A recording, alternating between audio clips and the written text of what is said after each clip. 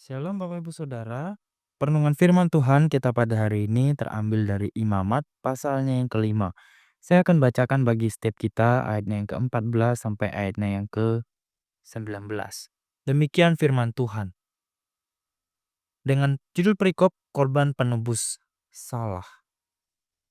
Tuhan berfirman kepada Musa, apabila seseorang berubah setia dan tidak sengaja berbuat dosa dalam sesuatu hal kudus yang dipersembahkan kepada Tuhan, maka haruslah ia mempersembahkan kepada Tuhan sebagai tebusan salah seekor domba jantan yang tidak bercela dari kambing domba, dinilai menurut shikal perak, yakni menurut shikal kudus, menjadi korban penebus salah. Hal kudus yang menyebabkan orang itu berdosa haruslah dibayar gantinya dengan menambah seperlima, lalu menyerahkannya kepada imam. Imam harus mengadakan pendamaian bagi orang itu dengan domba jantan korban penebus salah itu, sehingga ia menerima pengampunan. Jikalau seseorang berbuat dosa dengan melakukan salah satu hal yang dilarang Tuhan tanpa mengetahuinya, maka ia bersalah dan harus menanggung kesalahannya sendiri. Haruslah ia membawa kepada imam seekor jantan yang tidak bercela dari kambing domba yang sudah dinilai sebagai korban penebus salah. Imam itu haruslah mengadakan pendamaian bagi orang itu kepada perbuatan yang tidak disengajanya dan yang tidak diketahuinya itu, sehingga ia menerima pengampunan. Itulah korban penebus salah. Orang itu sungguh bersalah terhadap Tuhan. Sewaktu saya kecil, Bapak Ibu Saudara, ada sebuah pengalaman yang membuat saya sampai sekarang saya teringat. Yaitu ketika saya berbelanja dengan orang tua saya ke sebuah supermarket. Pada saat itu Bapak Ibu Saudara, karena masih kecil, penasaran dengan berbagai macam hal. Yang saya lakukan adalah apa Bapak Ibu Saudara? Saya pegang-pegang itu ada sejenis parfum begitu Bapak Ibu Saudara. Saya pegang-pegang, saya lihat-lihat, saya baca-baca. Satu kali Bapak Ibu Saudara entah gimana saya memegangnya, akhirnya itu jatuh dan pecah. Dan Bapak Ibu Saudara yang harus dilakukan adalah harus tetap membayar. Walaupun tuh nggak sengaja. Walaupun tanpa sengaja menjatuhkan, parfum itu harus tetap dibayar karena dianggap sudah menjatuhkan atau merusak sehingga harus diganti. Nah, begitu juga dengan firman Tuhan Bapak Ibu Saudara di dalam imamat ini. Ketika kita melihat seseorang di sini dikatakan melakukan kesalahan atau dosa kepada Allah. Entah itu karena dia tidak sadar atau mungkin dia tidak sengaja. Tetap ada konsekuensi yang harus ia tanggung. Sehingga yang harus mereka lakukan adalah mereka harus tetap memberikan kurban penebus salah. Nah, Bapak Ibu Saudara, kalau kita perhatikan di sini ada dua kondisi yang membuat seseorang itu harus memberikan kurban. Yang pertama, jika seseorang itu membuat pelanggaran akan hal-hal yang telah ditetapkan oleh Allah. Contohnya, jika mereka nggak sengaja menggunakan sesuatu yang telah dikuduskan bagi Tuhan.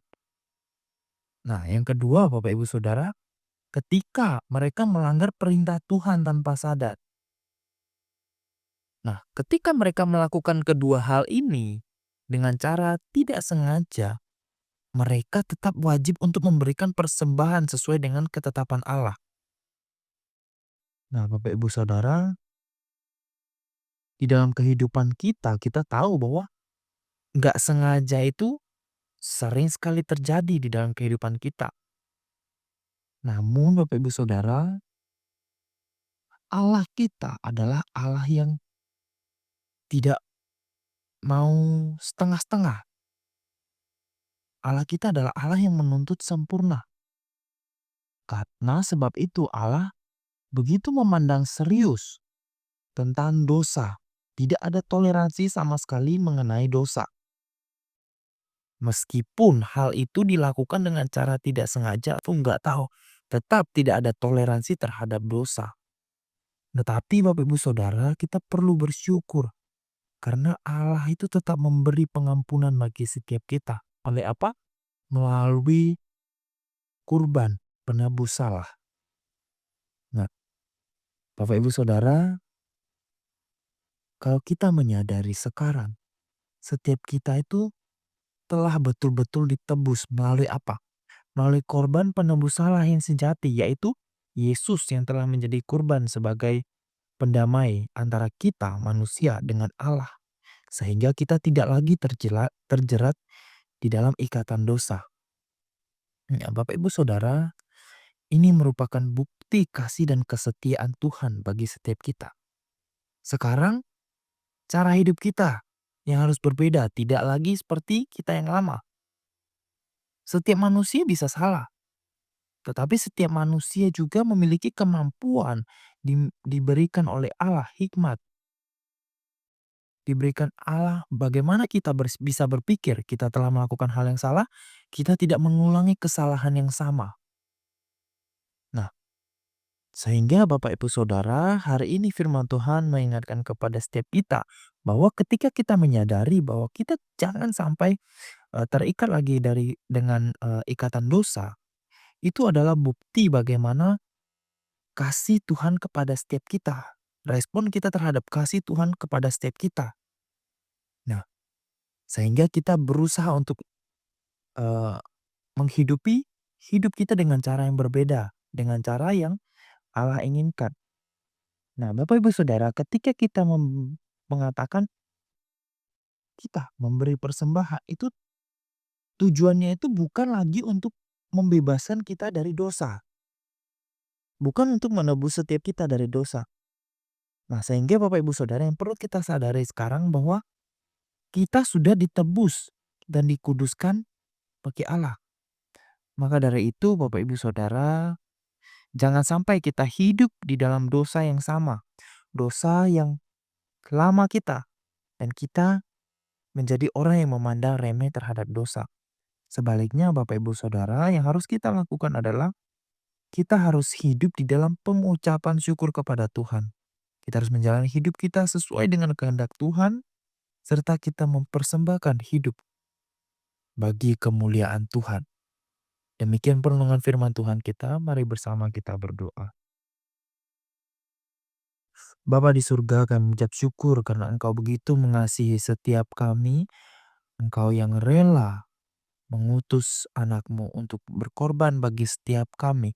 Sehingga kami tidak lagi menjadi manusia-manusia yang terjerat di dalam ikatan dosa ya Bapa. Kami bersyukur ya Tuhan, firman Tuhan mengingatkan kepada setiap kami. Biarlah ketika kami memberikan persembahan, kami memberikan dengan hati yang penuh sukacita. Bukan tujuannya untuk membebaskan kami dari hukuman dosa lagi, tetapi kami meresponi bagaimana kasih Tuhan terhadap setiap kami. Ketika kami membawa persembahan itu sebagai tanda syukur kami, tanda kami mengasihi Tuhan di dalam kehidupan kami. Terima kasih ya Tuhan, di dalam nama Tuhan Yesus kami berdoa dan mengucap syukur. Haleluya, amin.